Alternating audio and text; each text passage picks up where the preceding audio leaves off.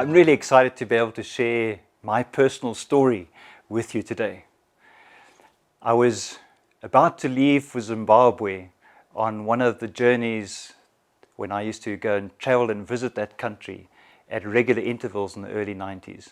And as I was leaving home, Anne, my wife, came running out and gave me a set of cassette tapes. Now, I don't know if you know what cassette tapes are. It was the things that we had before CDs came out. And I had these 8 cassette tapes. Each of them was about an hour long. And I had a 24-hour journey ahead of me. The person who spoke on these tapes was a man called Myles Munroe. And as I began to listen to these tapes over and over again, you can imagine I was able to listen to each tape at least 3 times on the way there, and I was listening to them on the way back. And on my return journey, I arrived at the border post, which is called Beitbridge, very late in the evening, and the border post only opened early the next morning. And so I slept in the boot of my car, but it was a hatchback, so it wasn't a closed boot, but I slept in the back of the car, put the seats down, and the next morning, as I awoke, I climbed out the car and looked straight into the rising sun. And while I was looking into the sun, I began to ask a very important question. And that question was simply this: why am I here? I'll never forget asking that question because it was on my 30th birthday, and I think there's great significance in that because I understand from people who come from a Jewish background that it's at the age of 30 that you are able to become a teacher or rabbi. And so for me, the age of 30 was a significant time, but I didn't know it at that particular point. And I began to ask the question, why am I here? You see, I'd been through a schooling system, and my parents used to say, get yourself a good education so you can get a good, secure job, and life will be happy ever after. And I'd been working for a number of years. And I found that at this point, the happy ever after didn't seem like it was going to come. And so I began to ask this question, why am I here? And I thought, well, being an engineer, a civil engineer, which I'd been trained to do, all I had to do was find the formula, apply the formula, and I'd have the answer.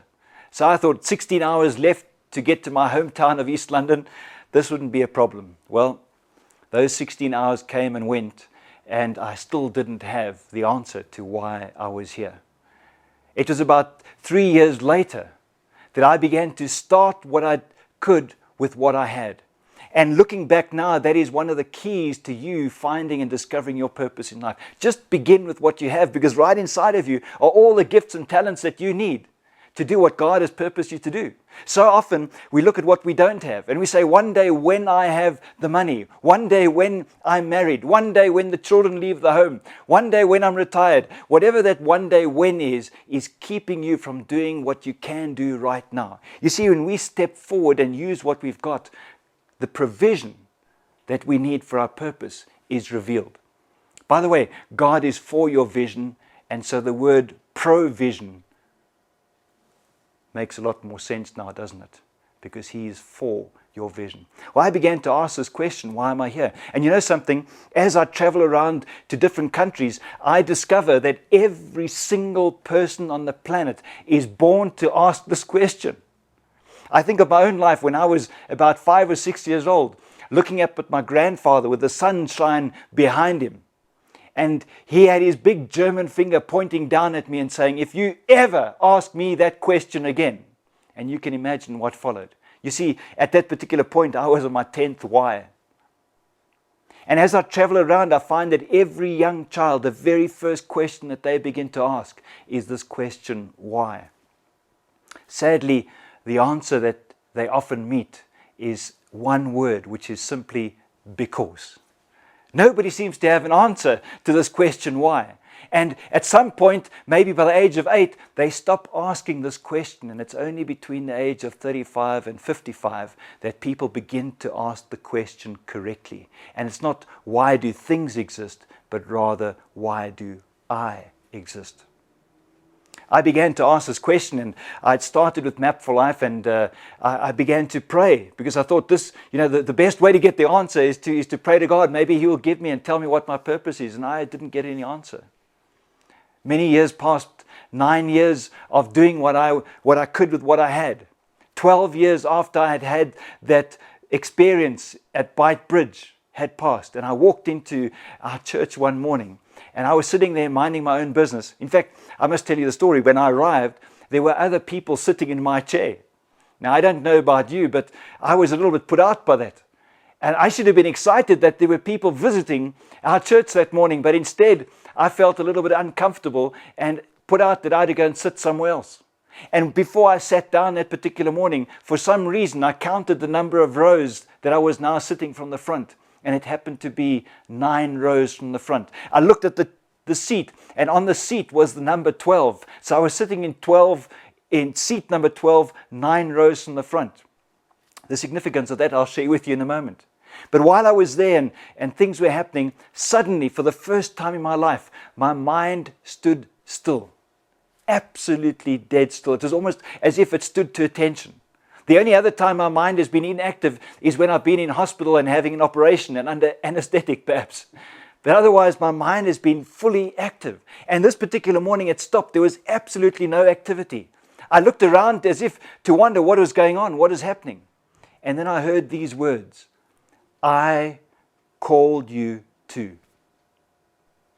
It was as if somebody was speaking to me, but yet there was no one there. Everyone was busy praising and worshiping and singing, but just me, I was on an island of isolation, absolute silence. And I heard the words again, just as in case I didn't hear the first time, and the words came again, I called you to. You see, the date was the 20th of July. 2008, and on that particular day it was my son's 13th birthday. I went home, I spent the afternoon sleeping. My wife wasn't very happy with me. On the Tuesday, I said to her, I had what I would like to call a God encounter moment on Sunday. And so she responded and said, you must write that down. And I said, I don't need to write that down. I'll remember it for the rest of my life. It's the kind of thing that you pray and hope for. But on that particular morning, I had this experience. And you see, it happened to be exactly 12 years after I had started praying, why am I here? And 9 years after I started doing something. As I was speaking to my wife, she kept insisting I should write this down, and I kept insisting that I shouldn't, and I didn't need to. And then she asked an interesting question. She said, what have you been praying about? And as she asked that question, the penny dropped. Because you see, just earlier that year, I had opened my book, and inside this book, I saw my vision, which read Positive Global Influence. I read the objective, which was 200 countries by 2020.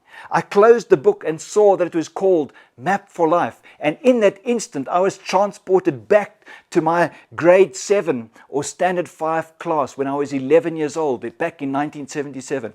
I was standing in the class, I'll never forget, waiting to have my math book marked. And while I was standing there, I had a moment of inspiration. My heart flicked a few times, and I was so excited because in that instant, I knew I was going to map the world. And as I had that revelation at the age of 11, there was a voice inside of me that said, look at the board. And there on the board was a big map of the world. The world had already been mapped. And in that instant, I knew that my whole reason for living had been just blown away. And I began to suppress this idea because I couldn't see myself ever doing it. But this particular morning, when I opened the book and then closed it after reading my vision and my objective and saw that the very book was called Map for Life, I realized in that instant that for the last 9 years, I had embarked on a journey to map the world, something that I saw at the age of 11. And in that instant, I began to pray, not why am I here, but why map the world? And 6 months later, the answer came in the words, I called you to. I challenge you to begin to do what you can with what you've got, because I know when you do, God's going to answer the question of your heart.